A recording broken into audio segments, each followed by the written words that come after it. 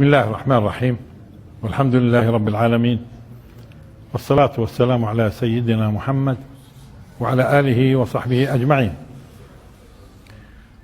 هو متوقع طبعا بكرة يكون رمضان، متوقع.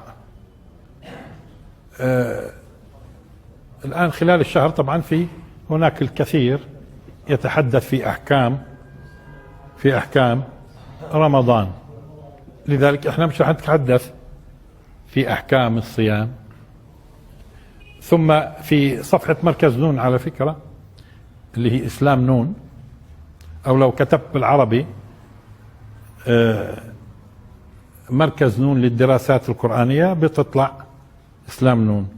تدخل هناك أنت تسأل ونون يجيب، في 80 سؤال تقريبا، أكثر شوي، سريع، أسئلة مع إجابات سريعة في موضوع رمضان بشكل عام وأحكامه للي بيحب يتعرف. إذن في تقريبا أكثر شوي من 80 سؤال إجابات غير مطولة. في هذا بالنسبة لأحكام الصيام. لكن في قضايا لابد أنه نتحدث فيها، لها علاقة. في البداية يعني كل زمن حسب لما بنقرأ في التاريخ إلى يومنا هذا، كل زمن تجد فيه أهل شبهات وناس طبعا بنحرفوا في فهم الدين، أو في كما قلنا الفتاوى أو لأسباب مختلفة. منها مثلا بعض الناس ممكن يكون مريض نفسي، بعض الناس يا ناس شوفوني، بعض الناس بيكون معادي ولكن بقدرش يظهر، خصوصا هذول أهل النفاق. أسباب كثيرة، ولكن كل هذه الشبهات عبر التاريخ كانت تذوب. أما الزبد فيذهب جفاء، وأما ما ينفع الناس فيمكث في الأرض. والإسلام يعني هو دين رباني، وبالتالي كل المحاولات عبر التاريخ كله، وكان في محاولات كثيرة على فكرة للتشويه والتشويش، في النهاية إن الله يبعث على رأس كل 100 عام لهذه الأمة من يجدد لها دينها. إنا نحن نزلنا الذكر وإنا له لحافظون. هو يحفظ إلى يوم القيامة، مش قضية. ومرات على فكرة مثل هذه الشبهات ووجود أعداء بالخفية أو صراحة، هذا بيثور الأفكار لدى المسلمين، وبيعيدوا النظر. برضو ممكن يكونوا مخطئين، أمور لا تفهم، لأنه دائما لما بصير بهذا الشكل صراع بتفجر الوعي وبتعود الأمور تصحح.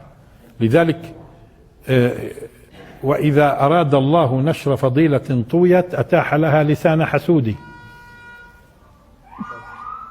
إذا هالفضيلة ناسينها الناس، الله سبحانه وتعالى بيتيح لها لسان حسود، فبقوم الناس إيش؟ وفي هذا العصر، وخصوصا بعد ما يسمى بالربيع العربي، بديتوا تلاحظوا إنه كثير من المنافقين بدوا يكونوا فوق السطح،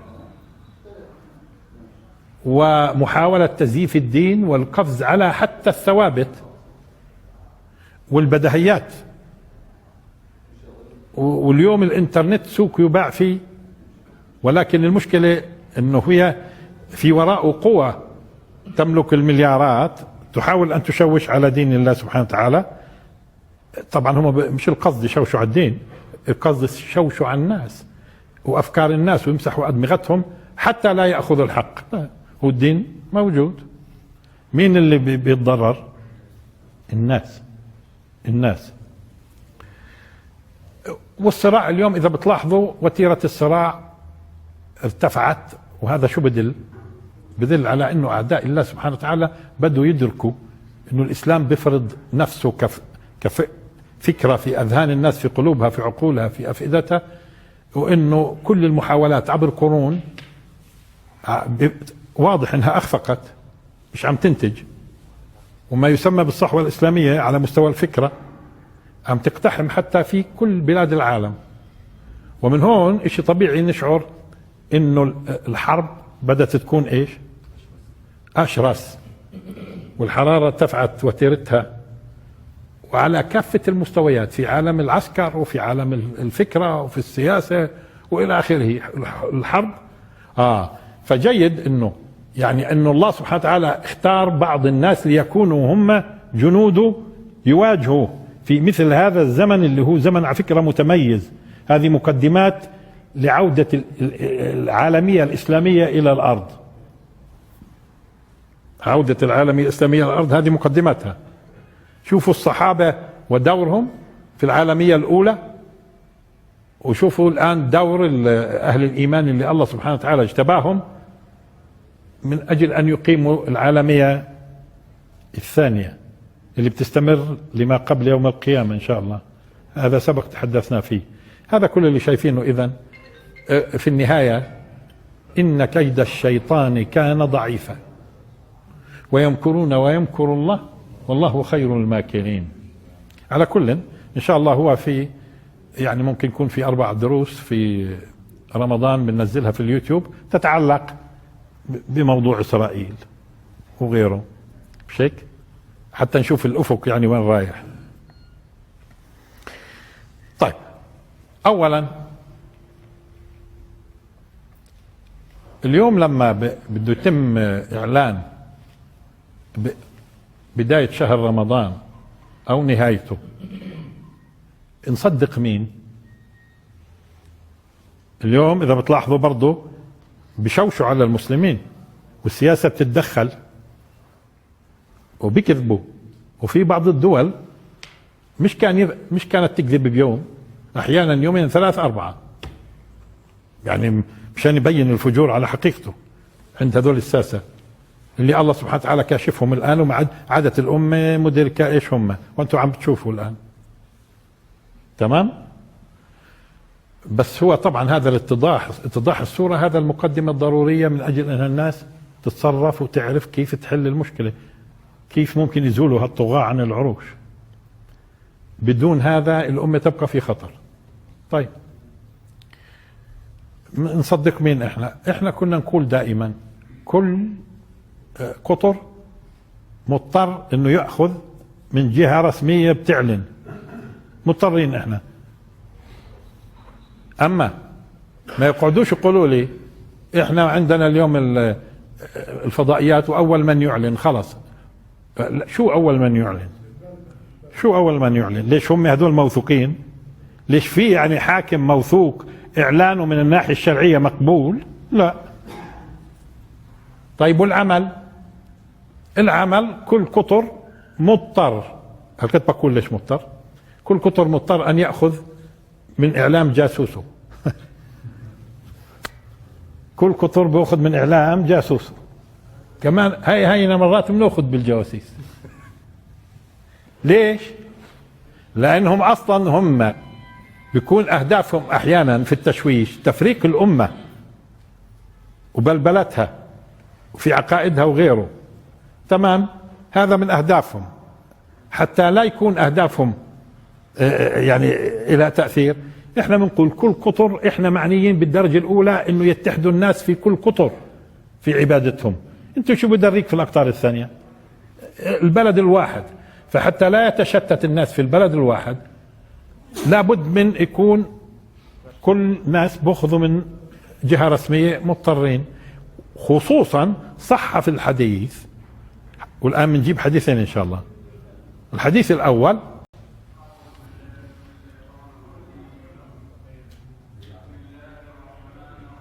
فهمنا.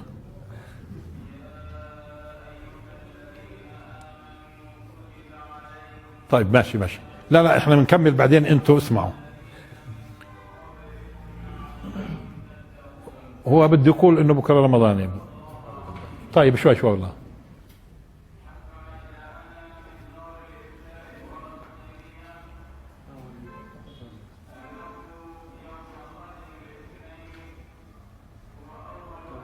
خلص، اذا يوم الاثنين بكره يعني من دار الفتوى على كل اللي قالت دار الفتوى الفلسطينية، هذه مرجعيتنا في هذا الباب. تمام؟ قلنا ليش؟ برضو الحديث الصحيح الأول قال الرسول صلى الله عليه وسلم لاحظوها: الفطر يوم يفطر الناس والأضحى يوم يضحي الناس. وقال في حديث صحيح آخر: الصوم يوم تصومون، والفطر يوم تفطرون، والأضحى يوم تضحون. خلاص، إذا العبرة بإيش؟ الناس. ولذلك احنا معنيين باجتماع الناس، وفيش الآن مجال لاجتماع الناس إلا بهذه الطريقة اللي بنقولها. الجهة الرسمية اللي بتعلن في أي بلد نمشي عليها، تمام؟ إذا بكرة رمضان، وإذا بتلاحظوا الناس مجتمعة في كل سنين، وإنت كان يكون في بلبلة حتى تجد البيت الواحد في الناس صايمة. لما كانوا يطلعون في كلام يقولوا أول من يعلن. شو أول من يعلن؟ هيك أنت فرقت الناس لما تقول لي أول من يعلن، لأنه في ناس بيحبوا بن زايد، هو ما فيش عنا، إنما يعني المنافقين ممكن. وفي ناس بيحبوا ابن سلمان، ما عنا ما ظنش إلا المنافقين. وفي ناس شو هذا معناته بصير الناس شربة. هذا في ناس على إيران، وفي ناس على آخره. لا، هيا متحدة الناس. ملاحظين انتم كيف بتمشي الأمور؟ تمام. طيب، هاي خلصنا منها، ولأنه الحديث واضح. العبرة في اجتماع الناس. الصوم يوم تصومون، والفطر يوم تفطرون، والأضحى يوم تضحون. خلاص. الآن في أندونيسيا افرضوا انه غاب، ما هي ابعد بلد تقريبا مسلم بهذا الاتجاه الشرق، افرضوا غابت الشمس وفعلا فيش قمر، اكيد 100% فيش قمر. طيب، واجوا الناس شافوه في المغرب. شوفوا كم ساعة الفرق بين اندونيسيا للمغرب. ما هو على فكرة كل ما مضى الوقت بصير القمر ايش؟ يطلع. مضت ساعات طويلة، مضت 10 ساعات، 12 ساعة، 15 ساعة، ببين في بلاد مسلمة ثانية. نيجي نقول لأندونيسيا هيهم شافوه في المغرب مثلا؟ لا، هي غابت الشمس عندهم وما فيش قمر، فدهم يمشوا على ايش؟ فهذا انه توحد العالم، الكرة الارضية. شو بدك توحدها انت؟ ما هي متوحدة اصلا. ما هو في اندونيسيا ثاني يوم، ما هي المسألة بسيطة يعني. المهم العبرة الناس اللي مع بعضهم في البيت الواحد، في الحارة الواحدة، في البلد الى اخره. خلصنا من هاي. القضية الثانية، انتوا اذا بتلاحظوا في كل ما اجى رمضان بيطلعوا في ناس وبصيروا يسألوا ناس من اما مضروبين في عقولهم، او في ناس مدفوعين، او من ضمن الجوكة هاي اللي بايدوا الطغاة وبدهم يشوشوا على الناس. كان بيجي بيقول لك مواقيت الصلاة عندنا غير دقيقة، والفجر يفترض انه بعد الاذان بنص ساعة، وصاروا بياكلوا قدام الناس، بتعمدوا بياكلوا في رمضان قدام الناس بعد اذان الفجر. طب ايش دليلكم على هالكلام؟ كان جابوا كلام سابق لعلماء في الماضي. اولا دققوا معي الان، اولا هذا كلام في يوم من الايام كان قالوه بعض الناس، وفي دول كثيرة صححت التقويم. ومين قال انه التقويم الموجود عندنا في فلسطين مش دقيق؟ كيف بتحكم انت على ضوء بحوث مكتوبة من 70 سنة و100 و150 وانه التقاويم هاي مش دقيقة والى اخره؟ طيب انت عرفت اني تقاويم ومتى اعد التقويم اللي ماشيين عليه احنا هون؟ دققوا معي الان منيح. التقويم اللي احنا ماشيين عليه هو دقيق ولا مش دقيق؟ ايش بتجيب لي انه فلان في الاردن ولا فلان في مصر ولا فلان في السعودية؟ طب ما السعودية مثلا في يوم من الايام صححت، كانوا غلطانين وصححوا مثلا. طبعا مش الحكومة اللي صححت، بقصد المشايخ اللي طيب وتبعون الفلك. طيب وبعدين؟ طيب والتقويم الموجود حالي في فلسطين، التقويم الموجود حالي في فلسطين، هون بدي ألفت انتباهكم لعدة مسائل. لأنه هذول الناس بتعمدوا في كل رمضان يقولوا للناس إنه وقت الأذان، الفجر بالذات، طبعا ليش بروحوا للفجر بالذات؟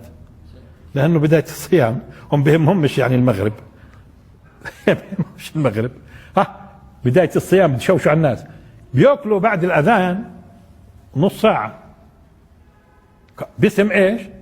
انه التقويم مش دقيق. تمام؟ طيب هون خليني اوضح لكم عدة مسائل. المسألة الأولى انه تم مراجعة التقاويم من قبل علماء ومن قبل فلكيين وأرصاد، ومش في بلد واحد واثنين وثلاث، وبعض المراجعات والبحوث كانت تستمر سنين عبين ما أعدوا تقاويم دقيقة. هي أول قضية نعرفها، يعني باختصار التقويم الفلسطيني دقيق تماما، والآن بوضح أكثر. لكن شو مختلفين هم؟ شو مختلفين؟ إنه أنتوا لما بده يطلع الفجر قبل ما تطلع الشمس، ما في عندكم فجر وفي عندكم الشروق. تحت الأفق بزاوية كم؟ في علماء قالوا بزاوية 20، في زاوية 19. لحظة، الشمس وين بتكون تحت الأفق؟ درجة، خلينا نقول درجة، بلاش كلمة زاوية.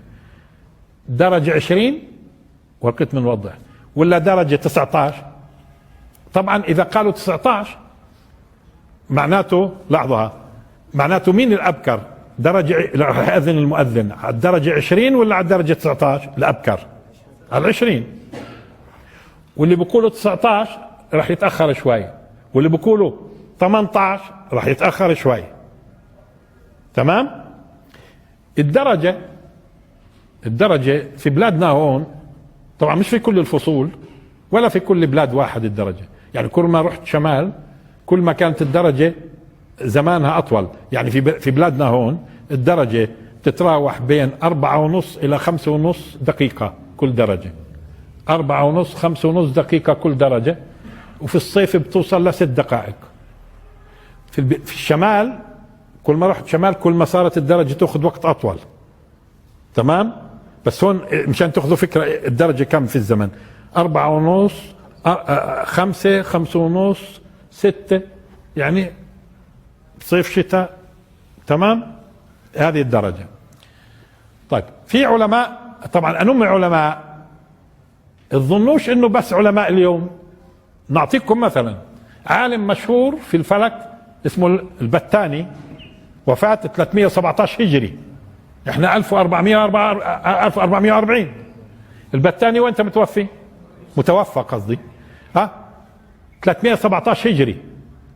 البتاني كان يقول بالدرجات اللي بنعرفها اليوم، مش متأكد انه هو قال 19 ولا 18 على فكرة. البتاني كانوا علماء أفذاذ. طيب بعد البتاني مثل مين؟ مثلا البيروني تقريبا 440 هجري، نفس الشيء، درس التفاصيل لأنه هاي صلوات المسلمين وبدهم يصوموا ويصلوا شيك. والبيروني هذا من علماء.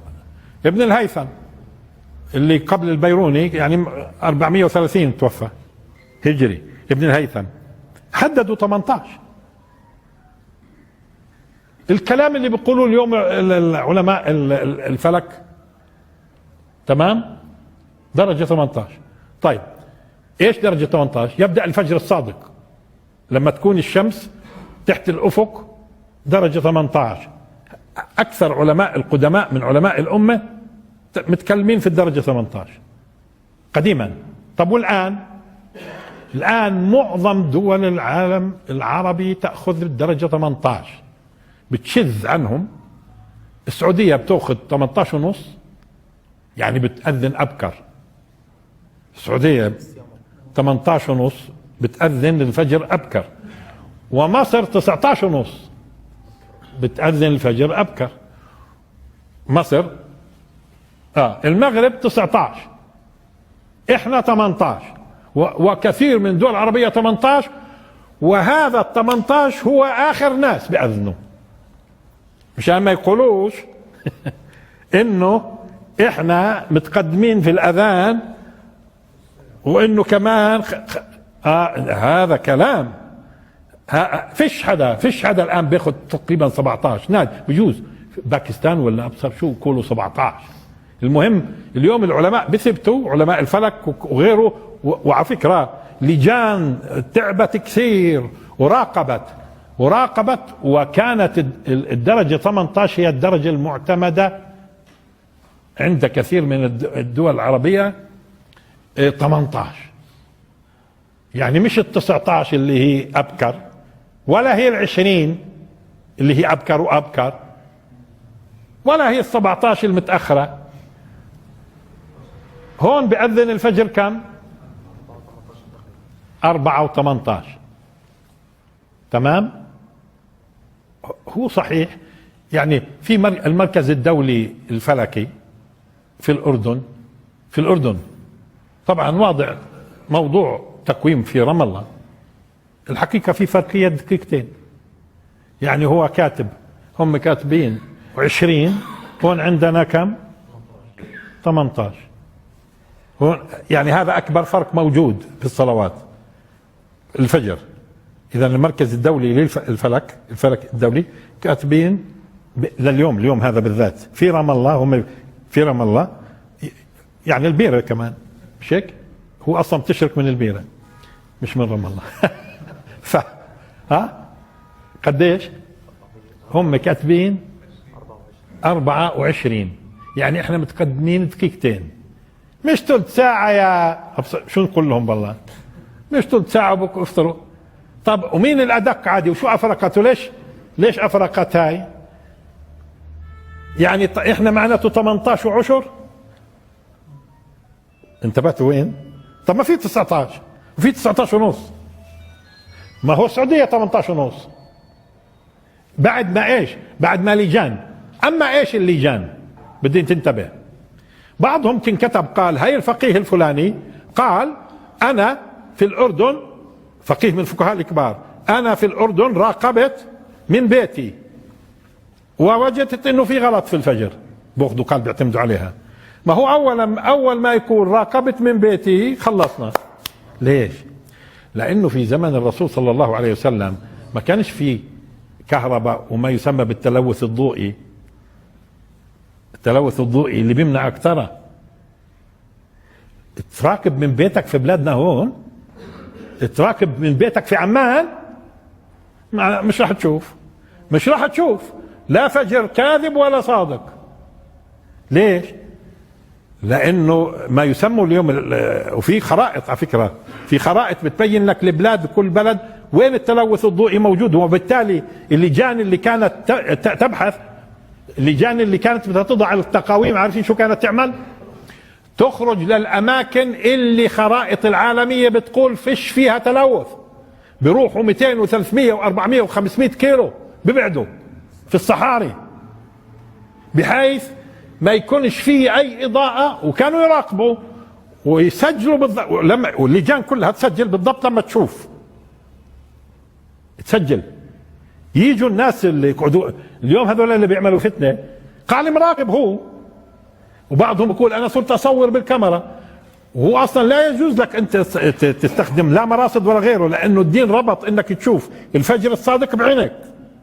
لذلك اللجان هذه كانت تأبى لما بدها تسجل الوقت بالضبط تشوف فيه الفجر الصادق بالعينين، وفي اماكن مظلمة تماما. انتبهتوا كيف؟ فلذلك مشان المسألة ما ظلوش يخضوا فيها كل رمضان، كن قال لك شفنا وطلعنا وطلعنا فوق جبل الزيتون ولا يلا ايش؟ طب ما انت لو تبعد عن القدس 200 كيلومتر انت في التلوث الضوئي، لو تبعد 500 كيلومتر انت في التلوث الضوئي. مش هيك اللي بيشتغل وبيقعد يشوش على المسلمين في دينهم، لانهم اغبياء على فكره، او بس غالبا هذول في القدس اغبياء اللي بيشتغلوا هالشغل.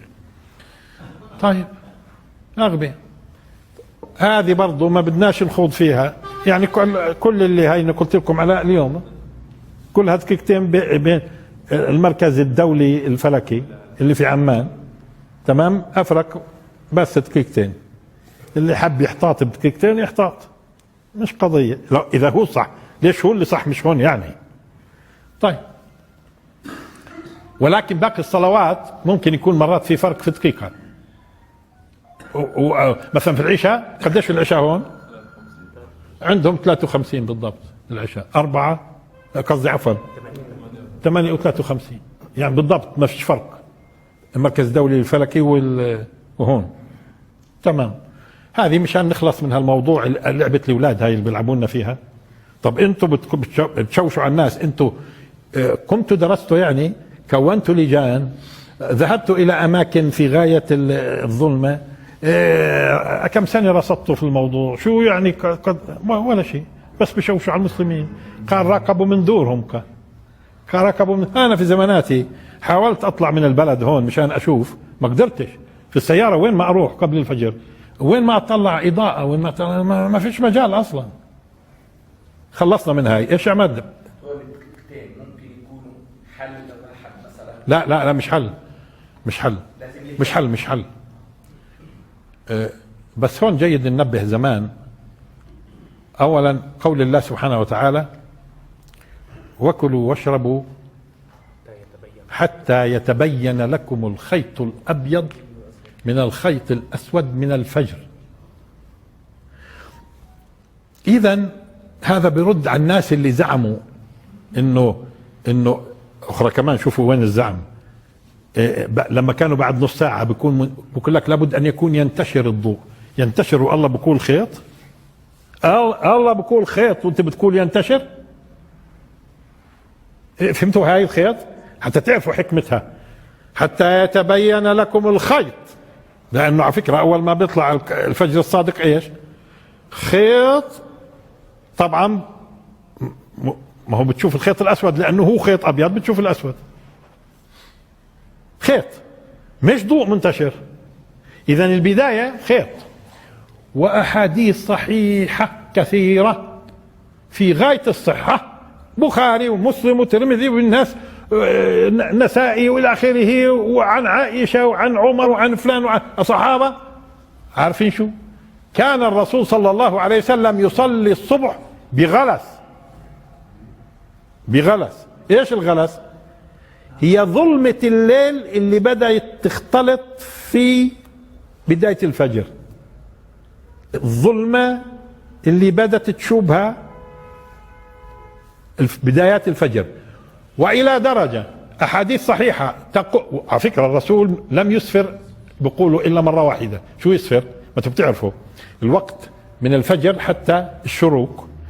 قبل الشروق ما انت بتشوفوا إضاءة، هذا الإسفار ووضوح وكلها وقت ما هو جبريل أصلا عليه السلام صلى بالرسول صلى الله عليه وسلم برضه بغلس، وصلى في وقت الإسفار مشان يبين الوقت بدايته ونهايته. ولكن الرسول صلى الله عليه وسلم مات وهو يصلي بغلس، صلى مرة واحدة. يعني كان دائما حريص يصلي في أول الوقت، وكان يصلي الصبح فيقرأ 60 إلى 100 آية، فيخرج الناس من الصلاة لا يعرف بعضهم البعض، وجوه بعضهم البعض من الغلس. طبعا حديث كثيرة صحيحة. كن قالوا لي لازم يكون منتشر الضوء. كن قال لك فلان قال من التابعين، فلان قال من التابعين، والرسول بيقول الأحاديث الكثيرة جدا إنه الرسول صلى الله عليه وسلم كان يصلي بغلس، ومرة أسفر بالصلاة ولكن توفي وهو يصلي بغلس، وبقرأ من 60 إلى 100 آية في صلاة الصبح. تمام. وبخرجوا من الصلاة ولا يعرف الواحد فيهم وجه الثاني من الغلس. شفتوا هذول اللي اذا شو معناته هذول؟ كان قال لك ما في عالم قال، بتقول لي امام الرسول الاحاديث الكثيره جدا. في واحد قال انو اللي يقول ليش احنا صفينا زي قضيه القساوسه والرهبان، هذول اللي بيشرعوا يعني امام الاحاديث. والرسول دائما يصلي بغلس الصبح اللي هو يعني في الظلمه. يعني تصوروا بعد ما تنتهي الصلاه بهالقراءه الطويله وبيطلعوا ما بيعرفوش وجوه بعض، نسوان ورجال. طيب بلزم اكثر من هيك؟ ما اظنش. خلصنا من هاي القضيه. نيجي لقضيه اخرى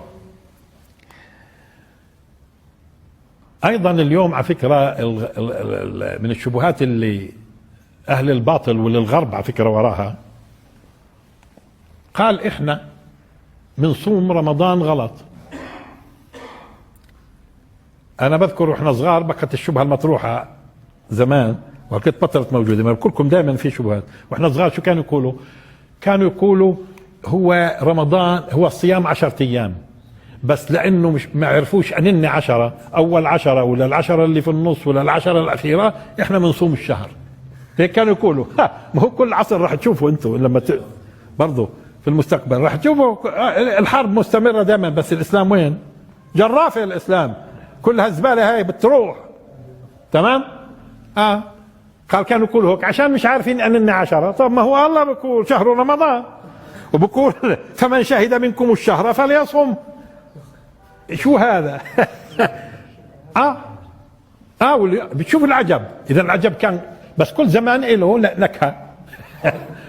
كل زمان له نكهة، وكل المنافقين كل زمان برضو بيختلفوا حسب المعطيات. واليوم وراهم الغرب، واليوم وراهم ابن زايد، ووراهم ابن سلمان، ووراهم سيسي، ووراهم شو بتحسبوا انتم؟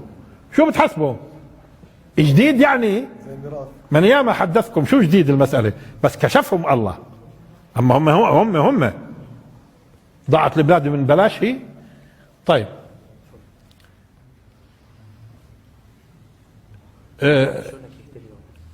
اليوم قال احنا العرب قبل الاسلام كانت تعمل نسيء.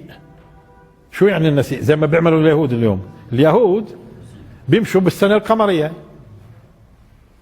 ولكن من اجل انه اعيادهم تأتي في المواسم صاروا يعملوا نسيء، يعني كل 3 سنين بيزيدوا شهر. وطبعا هذه في قاعدة معقدة على فكرة. كيف معقدة؟ إلها نظام عندهم. كيف؟ مثلا السنة اللي بتبدأ بيوم 2 ولا بتبدأ بيوم كذا، شو نضيف شو ما نضيفش مشان نظل مركزين. لذلك بتجدوا أعيادهم مرات ممكن تأتي عيد مثلا رأس السنة ممكن يأتي ب10/10، ممكن يأتي ب5/10، زي لما يوم السادات هجم كانت 5/10، ممكن تيجي 25/9، ممكن يجي 15/9. طب ليش هيك بتروح بتيجي؟ لأنه كلنا بصبروا عليها 3 سنين، لأنه كل سنة بتفرق. ما هي 10 و8 أعشار كل سنة الميلادي 10 و8 أعشار، فبتصير ترجع وبعدين برد يضيفوا شهر، بس مش بالضبط شهر، يعني ممكن يضيفوا أكثر من شهر حسب في نظام بسموه النسيء. بدهم إيانا اليوم نصير زي اليهود. قال إحنا بنصوم غلط، لازم نثبت أشهرنا ونصوم رمضان بالصيف. هم صيفين بالشتاء. مشان نصير نصوم بالصيف. ليش يا أخوي؟ قال العرب في الجاهلية كانت إيش؟ تعمل نسيء. طب العرب في الجاهلية ما هو الله قال إنما النسيء زيادة في الكفر. إنما النسيء زيادة في الكفر، ما هو زيادة كفر هذا. وجه الإسلام ألغى النسيء. تمام. ثم طب ما هو الرسول صلى الله عليه وسلم قعد في يعني عاش في المدينة 10 سنين كاملات، وفيها صيام وفيها حج وفيها زكاة، ما هو مربوطة هاي كلها بالقمر، وما شفناهوش يعني عمل نسيء.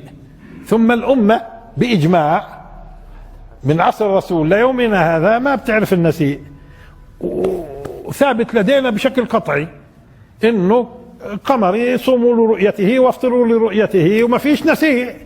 كيف بدنا ندخل يعني نصير يهود؟ هيك بدهم على فكرة. قال احنا غلطانين. اما شوفوا ما اقوى دليلهم، قال بدليل انه رمضان، شو معناته رمضان على فكرة؟ الرمضاء اما ان تكون مثلا الحجارة اللي بتكون في الحر الشديد، شو بتكون الحجارة؟ شديدة الحرارة، ممكن يكون رمضاء. ممكن الجو شديد الحرارة رمضاء. تمام. فشدة الحرارة رمضان. طبعا رمضان على فكرة ممنوعة من الصرف لأنها علم بنتهي بألف ونون زائدات زي عثمان. مثلا رمضة وعندك الألف والنون، رمضان هذه زايدة معناته، وعلم صار اسم، ما هو مصدر رمضان، صار اسم على الشهر وبنتهي بألف نون زائدات، إذا هذا ممنوع من الصرف. يعني فيش تنوين ولا يجر بالكسرة، لا ينون ولا يجر بالكسرة. رمضان. طيب شدة. قال طيب هيو رمضان اللي قبل الإسلام سموه رمضان كاين حر. طيب شو يعني؟ طب هم كيف سموه؟ انتبهوا الآن كيف سموه. هو في كلام على فكرة في التاريخ كيف تمت التسمية. هو العرب لأنها كانت تسمي تسميات مختلفة ثم تلتقي بمكة تحج، ما هي من أيام إسماعيل، حتى لما حرفوا كانوا بيحجوا للكعبة وجدوا حالهم يعني أشهر عندهم مختلفة، كل الناس بسموا أسماء، فقررت زعامات معينة أنها توحد، فاجتمعت وسمت. تمام. طيب هم كيف سموا الآن وإيش التفاصيل؟ أنا شخصيا مش كثير بوثق أصلا بهذا التاريخ من أصله. أنا أعتقد مش زي ما بيقولوا إنه ربيع أول يعني كانت ربيع ثاني كانت ربيع، رمضان كانت شدة الحرارة. هذا كلام محاولة تفسير منا. شوال لما هالدواب كانت ترفع ذنابها لأنه وقت شو اسمه السفاد إلى آخره. جمادة يعني بتجمد الكذا، افرضوا انه صح الكلام وسموها. طيب واجه الاسلام وما اعترش بالناس. طب هل استنوا السنة كلها مشان ولا في الجلسة اللي جلسوها سموهم؟ كيف يعني اجتهدوا في الموضوع؟ مع اني ارى انه لابد ان تدرس هذه التسمية، وانا بظن انها التسمية لها علاقة فقط بموقف الدين من هذه الاشهر. يعني محرم لانه له احكام، وذو القعدة وذو الحجة له علاقة بالموضوع الدين، ورجب له علاقة بموضوع الدين، فبالتالي يبحثوا الباقي على موضوع الدين حتى يعرفوا شو ممكن ويستنبطوا. أما يقال في التاريخ هو يقال ومش قضية، هذا يبنى عليها أحكام في قصص، يعني القصص اسمه رمضان.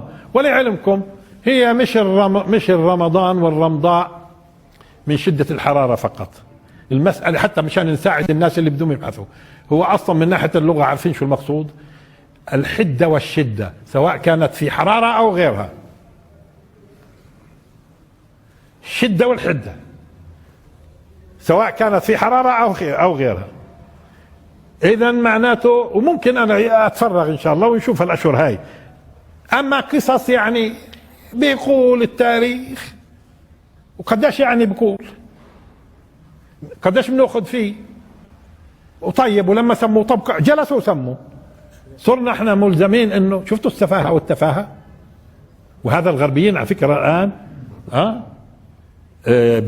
في ناس من العرب هذول الابواق اللي بتحكي بالعربي قال بدهم يفهموا المسلمين انه احنا منصوم غلط.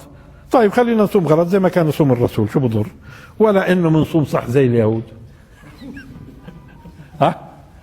خلصنا من هاي. هذه شبهة على فكرة بيحاولوا ايش يطرحوها. برضو من الاشياء اللي برضو زي جماعة السيسي من الاعلاميين وغيرهم وبيحاولوا ينشروها، قال انه الحائض لا تصوم. فيش في الدين، فيش في القرآن انه الحائض لا تصوم. شفتوا كيف قاعدين بدخلوا؟ صاروا حتى في البداهيات، صاروا حتى بدهم يشككوك في البداهيات. فيش في الدين ايش؟ الحائض ممنوعة من الصيام. وهو يحرم على فكرة، يحرم يحرم انها تصوم الحائض، مش على خاطرها يعني تصوم. هذا حكم شرعي. طيب اولا شو بنقول لهم؟ اولا اجمعت الامة عبر القرون كلها، الصحابة وغيرهم، انه الحائض لا تصلي ولا تصوم طالما انها حائض. مجمع عليه. الاجماع بكفي، لانه العلماء لما يكون في اجماع مش بالضرورة يظهروا لك الدليل، لانه ما اجمعوا. يعني الصحابة مجمعين، نسوانهم بصمنش ولا بصلي في الحيضات، والصحابة مش عارفين، ضروري يقولوا لنا ولا؟ طيب مع ذلك نشوف احاديث صحيحة ومش صحيحة وفي غاية الصحة كمان، مش بس الإجماع. في ناس كن قالوا على فكرة في قضية الإجماع، في ناس كن قالوا القضايا المجمع عليها قليلة في الدين، أكثر شيء موجود في الدين الإجماع. كيف لما يقول السارق والسارقة، شو عرفنا مين هو السارق بدون أجماع الأمة على معنى سارق؟ الزانية والزاني، شو بده يعرفنا من الزاني والزانية بدون إجماع الأمة؟ ما هو فقضايا الإجماع هي أكثر قضايا المجمع عليها، مجمع على معنى الزاني ومجمع على معنى السارق ومجمع في موضوع المرأة الحائض بتصلي بتصوم، مجمع لم يختلف فيها. طب كيف أجمعوا هذولا؟ كيف أجمعوا يعني من أيام الصحابة لليوم كيف؟ ونيجي للأحاديث.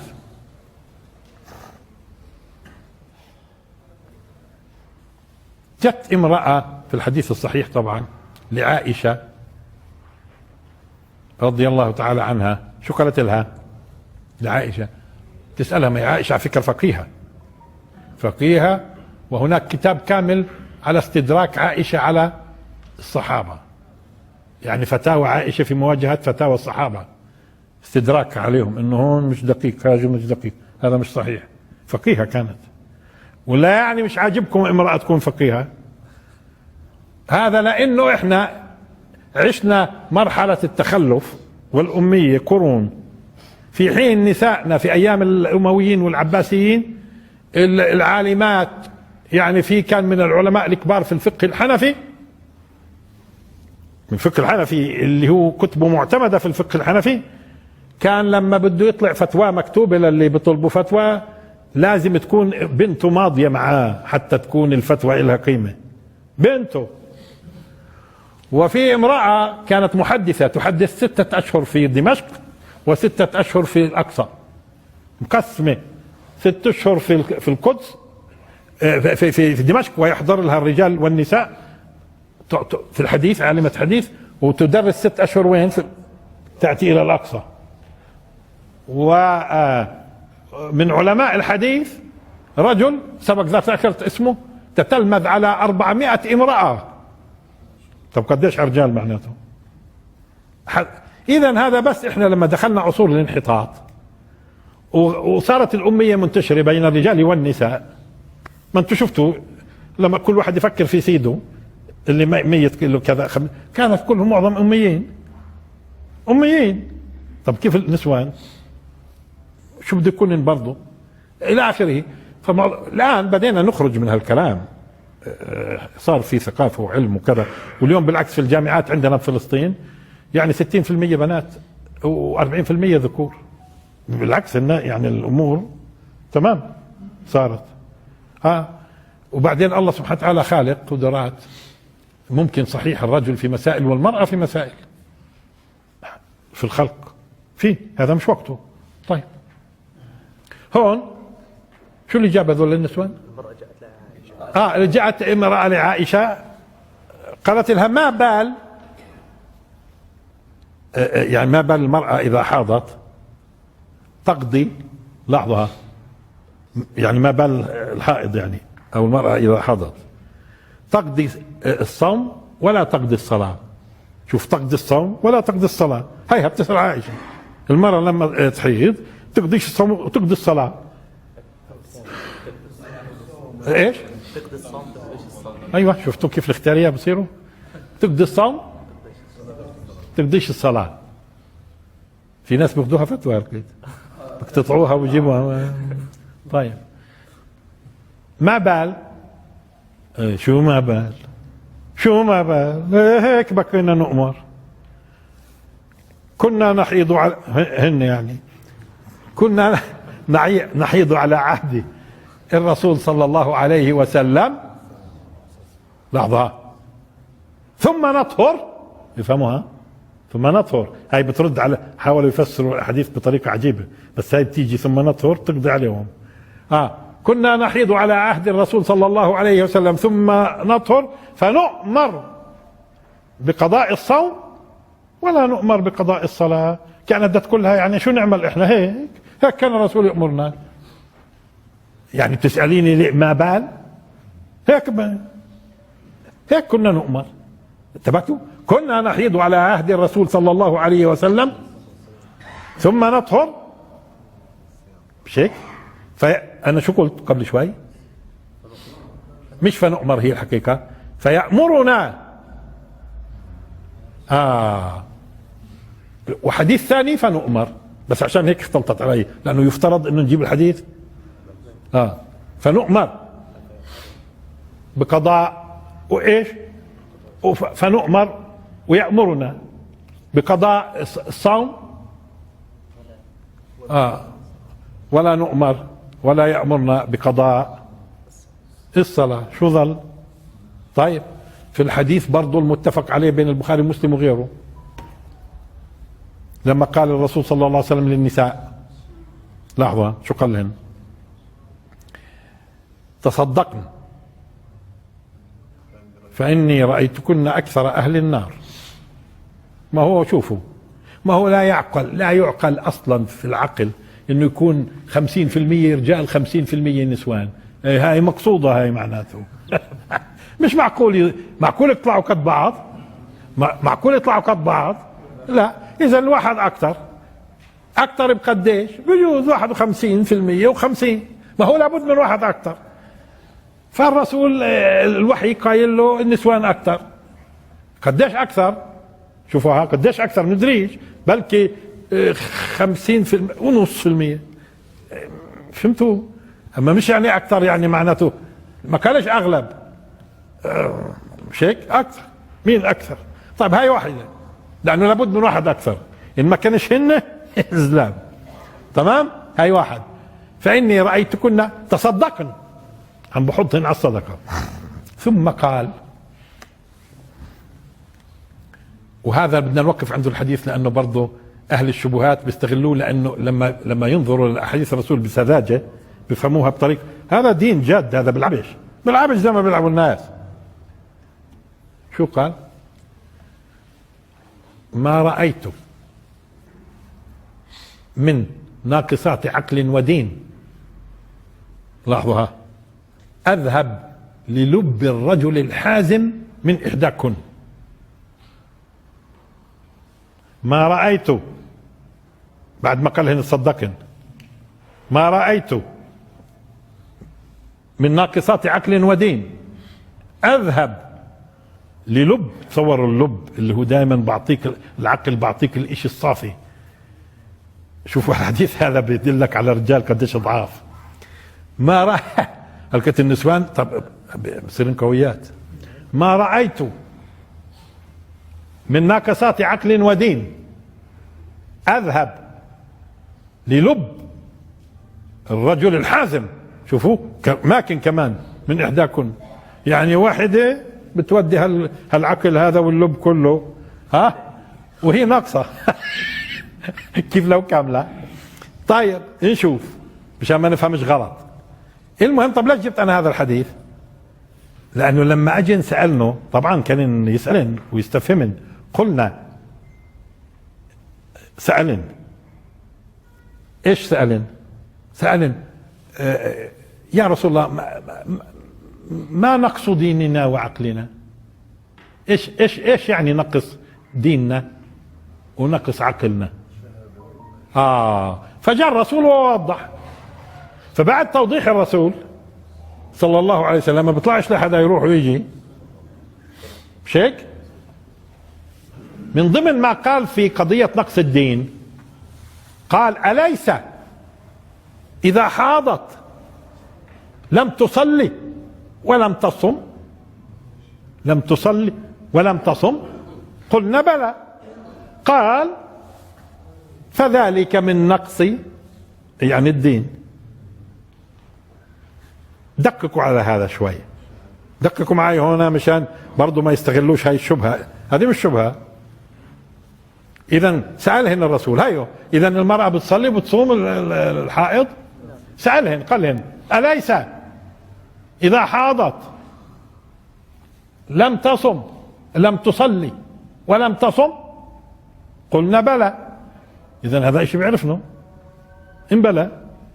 قال: فذلك من نقص الدين. طيب قولوا لي، خليني أخذ نقص الدين على وجه السرعة. أولا كلمة نقص شو بتعني؟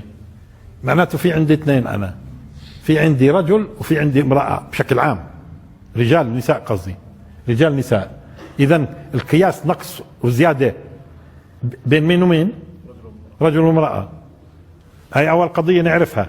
شو معنات نقص؟ هذا نقص نسبي. نسبة لمين؟ عندي أنا النساء بشكل عام، مش فلانة يعني، ما انتم بتشوفوا زلام قديش ناقصين في منهم. احنا ما بنحكيش عن واحد واثنين وعشرة.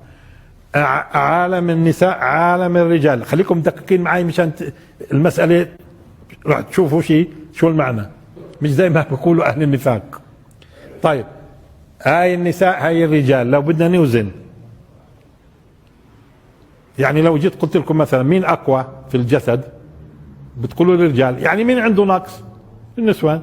طبعا لما يكون المرأة عند الرجل، على فكرة هرمون الذكورة اللي هو هرمون القوة 10 أضعاف ما عند المرأة هرمون القوة. بس ليش هم مسلمين بهالكلام؟ لأنه مبين يعني ما بيقدروش يجادلوا في الموضوع، بيقدروش يجادلوا. 10 أضعاف، هذا أقل شيء يا عماد، مش هيك؟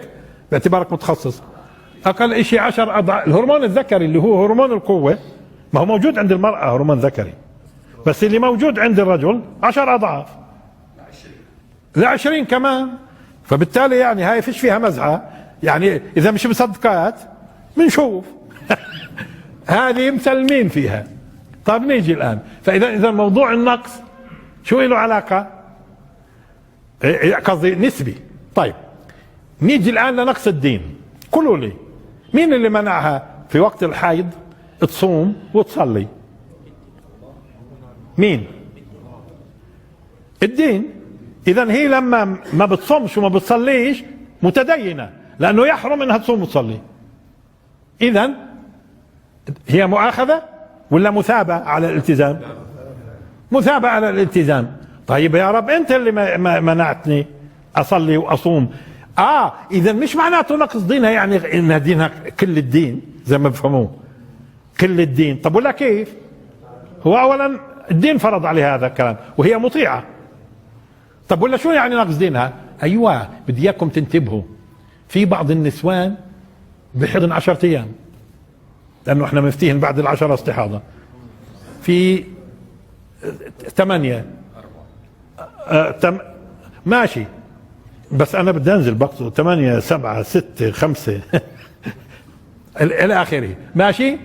يعني أقل 3 ممكن يعني ما يحضن. طيب تصوروا، خذوا الوسط انتوا، خلينا ناخذ 7 مشان ناخذ اسبوع، مشان ناخذ اسبوع. هو الشهر كم اسبوع؟ طيب هاي بتحيض ربع، هاي بتحيض ربع الشهر، معناته ربع عمرها من لما بلغت لحد ما في الخمسينات انقطع اللي هو. هذه كاينه لاحظوها في اسبوع لا بتصوم ولا بتصلي، كله بتصوم ما هي بتقضي، خلصنا. ما بتصلي. طب ما هي الصلاة مسألتين، دققوا معي الآن، ما هي الصلاة مسألتين، ربع مش تقريبا ربع عمرها، ثلث عمر، ما في منهن 10 وفي منهن 9 وفي منهن 8، ربع عمرها. طب يا شاطر افهمي، ما هو ربع عمرك هذا انت بتصليش، ما هو الزلمة بيصلي. ايش يعني؟ ايوه. طب ليش الزلمة بيصلي اصلا؟ ليش الله فارض على الزلمة يصلي؟ لانه دير بالكم، الصلاة بتفيد في مسألتين. المسألة الاولى اول شيء في الثواب، هيك خسرتي ربع ثواب. 2 الصلاة بتبني والصيام ببني، لذلك شو قال؟ ان الصلاة تنهى عن الفحشاء والمنكر. اذا انت خسرتي البناء، زي اللي بتدربوا رياضة، ناس بتدربوا كل يوم مثلا، وان كان مش صحيح كل يوم يعني مفيد، واحد مثلا في الاسبوع بغيب له اسبوع في الشهر، في النهاية بنرجع بعد 2 3 انو الاقوى مثلا، بس للتوضيح انو الاقوى. طب هذا خسر، شو لازم يعمل؟ لازم يعوض في التدريب. فعم بقول لهن عوضن، خلاص بيعوضن، واذا قال تصدقن مشان يلحقوا في قضيتين، في الثواب وميزانهن. 2 في الصلاة اللي بدها تنعكس ولا ليش الله سبحانه وتعالى فارضها إذا الصلاة هيك؟ إن الصلاة تنهى عن الفحشاء والمنكر، لها فوائد كثير. خسرتها المرأة ولا ما خسرتهاش؟ ربع عمرها. فشو قال لهن؟ عوضن. طب هو لما يقول لهن عوضن، إذا فهمنا شو معنى نقص دينها، عم بيرشدها إنه دير بالك عندك نقص عوضي. أما هذه قضية الهرمونات وعندها نقص في القوة، لا، هاي خلق الله خالقه لحكمة ووظيفة، ما مش تظلها تأخذ لي هرمونات مشان تصير زي الزلمة. افهمها. أما هون لا، هون قال لهن إيش؟ تصدق، والصدقة يبدو إلها دور في التعويض والثواب العظيم وتزكية النفوس. طيب نيجي الآن لإيش؟ لنقص العقل، لأنه برضه إذا في الأول بيفهموها كل الدين، وهي حقيقة إيش؟ نقص فيما يتعلق بميزان الثواب، ونقص في التأثر بالعبادات اللي الله مشرعها. فديري بالك عوضي. طيب هذه فهمت إن شاء الله. نيجي الآن لنقص العقل. طب ما هو مين قال إنه الرجل بنقصش عقله؟ هل كنت لما الواحد فيكم بغضب بنقص عقله ولا بنقصش؟ بدليل إنه بعد ما يتورط بندم. في منهم ياما في السجون أخذوا مؤبدات بس لأنه غضب شوية وإيده فرطة وسيطر عقله على سيطر غضبه. طب وفي العاطفة الحب، في عاطفة الحب ممكن تجدوا ايش؟ ينحاز. بصير عند الرجل ولا بصيرش؟ وبرضه اذا هددناه ممكن يخاف. ولذلك الدين اجى قال مش شاهدين، عدول. عدول في مش عدول. العدول مش الشاهد واحد، اثنين، لانه في عند الرجل احتمال، في عنده بيصير عنده نقص. طب قولوا لي، لو اخذنا جانب العاطفة بشكل عام، انسوا النسوان اللي قلوبهن حجر وهرموناتهن ذكرية، او مش هرموناتهن الحقيقة، دماغهن ذكري اللي هو وهو خلل. انو عاطفته اقوى؟ انو عاطفته اقوى؟ النساء. معناته انو اللي ممكن عاطفته تنقص من تحكمه العقلي واحكامه؟ النساء بشكل عام. هذا مش قضية فردية، بشكل عام نقص. اذا عاطفتها اقوى. هاي بس اخذت العاطفة انا، لو بدي اخذ امور تانية. عاطفة اقوى معناته، والرجل عنده عاطفة بكله. نعم. انو اللي ممكن عاطفته تطغى اكثر؟ طيب انو اللي مثلا اذا خاف خوف شديد بصير يشوف اشياء ما حصلتش؟ الان مش وقته. فاجي قلن عبين هالنقص. وانتوا ديروا بالكم العاطفة والتحيز لقوم وأسرة لذلك القرآن شو قال؟ ولو على أنفسكم أو حتى الوالد والأقارب. مين بيقدر ما تروحش عاطفته مع أبوه، مع أخوه، مع زوجته، مع ابنه، مع كذا؟ هي صعب، بدها تدرب، هاي بدها تدرب. مين بتغال عنده العاطفة أكثر؟ طيب أجي قال لهن أنتوا ديروا بالكن، تدربن، هي أمامكن الصدقة، وتعوضن على الموضوع. خلصنا. طيب يبدو ما كملناش احنا في موضوع، بس خليني أقول على وجه السرعة. هو في الحقيقة كنت درست زمان موضوع الكفارة الجماع في نهار رمضان. في أو شي ناس بيعرفوش إنه الجماع في نهار رمضان يبطل الصيام ويحتاج إلى كفارة. الحقيقة من الأشياء اللي استغربتها إنه كثير من العلماء بيقولوا إنه الكفارة صيام شهرين متتابعين. طبعا بيقولوا لي ليش ما تقول تحرير عبيد؟ وينهم العبيد؟ في ناس بعطوا فقه في المساجد وكان قال لك تحرير العبد، وقته العبد هالقيد. ايش صيام شهرين متتابعين، فإن إذا بستطيعش بطعم 60 مسكين. والحقيقة أني درست حتى أشوف وينه هالحديث هذا الذي يقول إنه إذا لم يستطع ما في، فهي على الخيار. ويبدو أنه الفقه المالكي بأخذوا هذا الصح. إذا كفارة الجماع تكون على الخيار وليست على الترتيب. بصوم شهرين متتابعين هو حر، أو بطعم 60 مسكين. والعجيب إنهم قالوا إنه الأحاديث رتبت، ونظرت في الأحاديث فلم أجد حديث يرتب، ووجدت نصوص تخير. فهاي برضو قلتها ليش؟ بتقولوا لي أنت شفقان على اللي بوقع. ما هو أولا يأثم، بس بدي إياكم تنتبهوا لقضية. في ناس بظنوا إنه هالكفارة الضخمة هاي صيام شهرين متتابعين، وإن ما عدير بقى وإن بقدرش إطعام 60، لا مش قضيته إن بقدرش، لا مخير. خلصنا، عشان هيك أنا تعمدت أقولها. طيب بعض الناس بظن إنه الكفارة ضخمة، لأنه على فكرة اللي أفطر متعمد في نهار رمضان هذا ما عليهوش كفارة بالأكل والشرب. أنه أكبر ذنب الذي أكل وشرب متذكر لصيامه، ما هو لابد يكونوا متذكرين حتى يؤاخذوا وبيعرفوا انه حرام، تمام؟ ولا اللي ابطل صيامه بالجماع اللي اكبر، اللي اكل وشرب، الدليل انه اكبر، انه ملوش كفاره. اللي له كفاره معناته بيرحمه الله. فهمتوا؟ زي ايش؟ زي القتل الخطا والعمد. من قتل خطا له كفاره، من قتل عمد ليس له كفاره.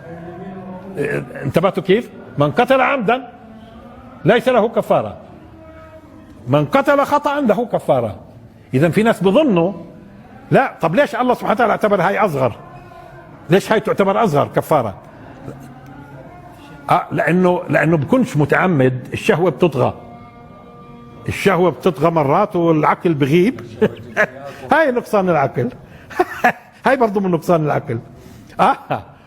وعقل بغيب فبوقع وهو رحمه الله وجعل له كفارة، بس الكفارة على التخيير. شو في اشي مهم؟ صيام ايش؟ الدول على فكرة، الدول اللي بتصوم 23 ساعة قال بفتوها انه يصوموا 23. في دول في بعض السنين كان النهار 55 دقيقة، عفوا الليل كان الليل 55 دقيقة. ايش بتقولوا له صوم؟ ايش بتقولوا له صوم؟ الاصل ببساطة لما بيختل الوضع يصير التقدير، وانا فاتي فيها من 2012 موجود، تقرأوها وادلتها من اي دول. موقع مركز نون، اسلام نون شوي بالله. لما بيختل الامر، وليش على فكرة المفتي من ضمن الاسباب المهمة للفتوى هاي، لانه مرات في بلاد بيكون فيها النهار 2 أو 3 من كلهم يصوم، بكله يصوم 2 صيام. هو اللي بوكل الان بعد ساعة بيجي عباله، وبتسموها الساعة والساعتين والثلاثة والأربعة والخمسة الصيام. ايش هذا؟ هذا معناته انتم بتلغوا الصيام، وانتم قولوا الغينا الصيام وخلصونا. قال بعضهم حتى من الكبار قال ما هو يصوم هالقد 23، لانه راح تيجي عليه ايام يصوم 2 بصوم هو. هذا صيام اسمه لك قاعد بتبطل انت وبتنسخ ولذلك هو الاصل التقدير. لما بيختل الامر التقدير، والتقدير على مكة. انا درست الوضع وجدت اطول يوم 16، اقل يوم 12. فيش شيء اسمه صيام اقل من 12. ولذلك كان في وقت من الاوقات كان لي ابن في بلد قال لي في التلفون انه بنصوم 10، قلت له كمل 12. والان اللي بيصوموا 18 ما يصوموش 18 ولا 19 ولا 20 ولا 16 من وقت الفجر 16 وبفطر. وكل الاطباء بيقولوا لك اصلا لما يزيد عن هيك كل الناس في خطر. كم قال لك انا بتحمل عبين ما بتنشطب، بيتحمل عبين ما ينشطب. وبيسموها تقوى، ما هيش تقوى هاي، هاي توريط الناس في هذيك البلاد الناس اللي بفتوهم بهالفتوى صوم 23 يوم، قال 23 ساعة قال يصوم، 23 ساعة قال يصوم، و22 و21 و19. ليش هذا الكلام؟ هذا التشدد ليش؟ هذا قال تقوى، لا مش التقوى هاي بالعكس، ما هو اصلا ثبت هذول اللي بتشددوا كثير مش عن فقه وعن تنبلة. واخر دعوانا الحمد لله رب العالمين، وبارك الله فيكم.